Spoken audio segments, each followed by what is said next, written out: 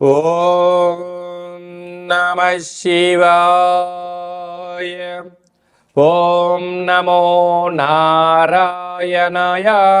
నరదృష్టి నివారణ కాళభైరవాయ నమో నమః. ఓం కాళకాలాయ విద్మహే కాళాతీతాయ ధీమహి తన్నో నరదృష్టి నివారణ కాళభైరవ ప్రచోదయాతు. హరి ఓం. మా ఛానల్కి స్వాగతం. చూస్తున్న వీక్షకులకు, ప్రేక్షకులకు, ప్రియ కాళభైరవ భగవద్బంధులకి స్వాగతం పలుకుతూ, జ్యోతిష్య అభిమానులకు, సనాతన ధర్మ సంరక్షకులకు అందరికన్నా ముందుగా చైత్ర పూర్ణిమ శుభాకాంక్షలు.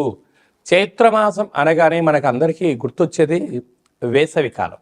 అంటే స్కూళ్ళు, కాలేజీలు అన్నీ అయిపోయి పిల్లలతో ఆటపాటల చేత అందరము ఆధ్యాత్మిక చింతనతో కూడుకున్నటువంటి మాసం కనుక వేసవి కాలంలో వీలైనంత వరకు మిట్ట మధ్యాహ్నం పూట బయట ప్రయాణాలు పెట్టుకోకుండా ఉండడం ఉత్తమోత్తంగా భావించగలగాలి.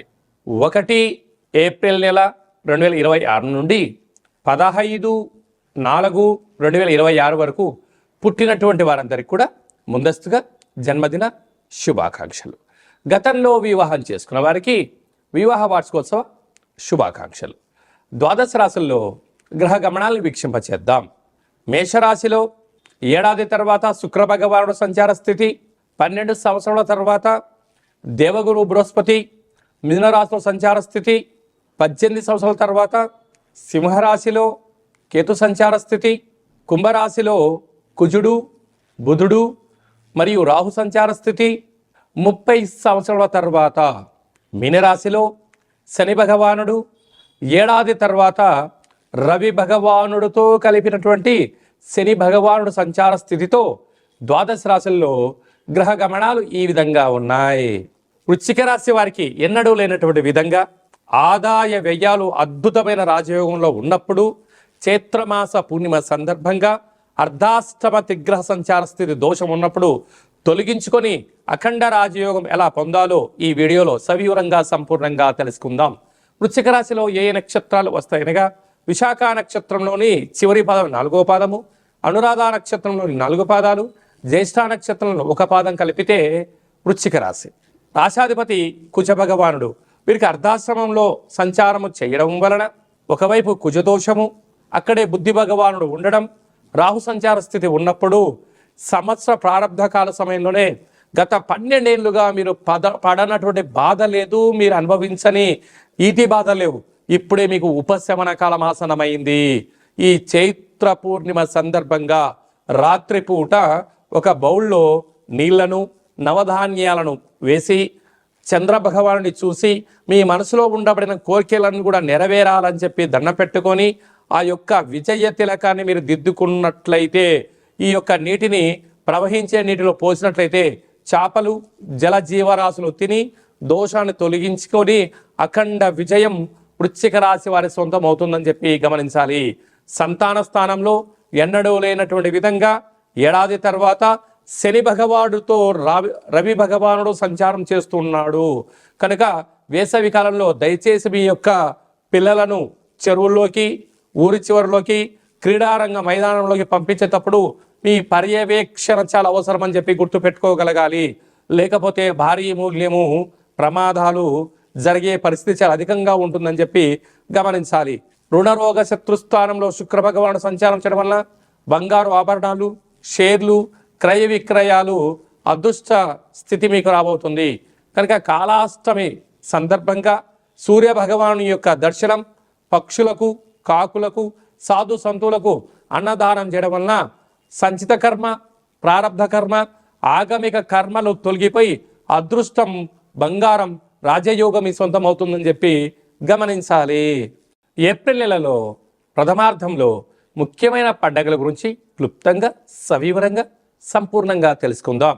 మనకు 2వ తారీఖు ఏప్రిల్ నెలలో చైత్రమాస పూర్ణిమ అంటే విశేషమైనటువంటి పూర్ణిమ తిథి ఎందున, అంటే తెలుగు ఉగాది ప్రారంభమైన తర్వాత వచ్చేటువంటి మొట్టమొదటి పూర్ణిమ కావడం వలన తప్పక మనమందరము కూడా వీలైనంత వరకు గృహంలో శక్త్యానుసారంగా శ్రీ రమా సహిత సత్యనారాయణ స్వామి ఒక వ్రతము, అలాగనే రాత్రిపూట చంద్రోదయ దర్శనం చేసుకోవడం వల్ల సంవత్సరాంతము అఖండమైనటువంటి చంద్రుడు ఆకాశంతో వెలుగులు ఎలా ప్రసరిస్తూ ఉంటాడో మన జీవితాల్లో అన్నింటా విద్యలో, ఉద్యోగంలో, వివాహంలో, సంతానంలో, రాజయోగంలో సకల భోగభాగ్యాలతో ఆనందంగా ఉంటాము అని చెప్పి గమనించాలి.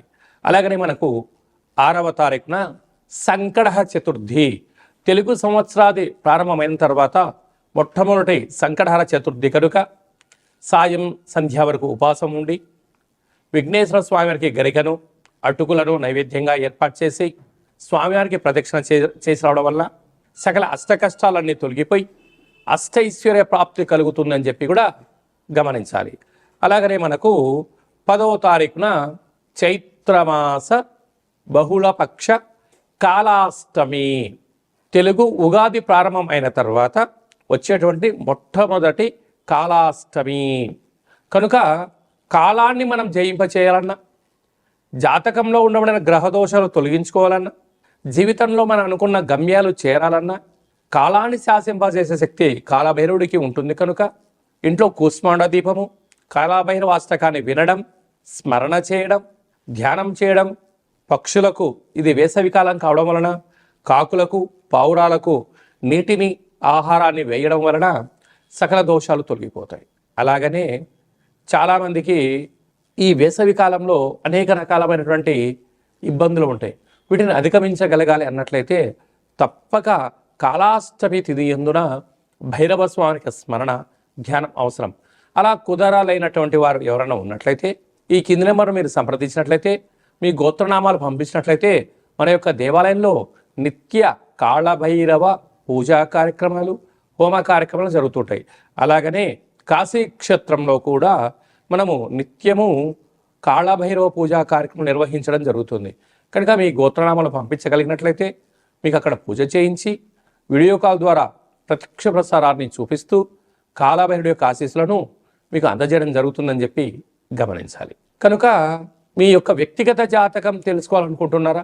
మీ యొక్క పేరు, పుట్టినటువంటి తేదీ, నెల, సంవత్సరం, పుట్టిన సమయం వ్రాసి వాట్సాప్లో పంపించగలిగినట్లయితే 100 సంవత్సరాల జాతకాన్ని వ్రాసి పంపించి మీరు పుట్టినప్పుడు గ్రహ గమనాలు ఎలా ఉన్నాయి, ప్రస్తుతం ఎలా ఉంటున్నాయి, రాబోయే కాలంలో ఎలా ఉంటున్నాయి, ఈ తెలుగు ఉగాది పండుగ నుంచి ఆదాయ వ్యయాలు, పరిస్థితులు, ఎలాంటి కార్యక్రమాలు ఆచరింపచేయాలి, ఎలాంటి కార్యక్రమంలో మనం విజయం సాధించబోతున్నామో అన్ని విషయాలను మీకు సవివరంగా, సంపూర్ణంగా తెలియజేయడం జరుగుతుంది.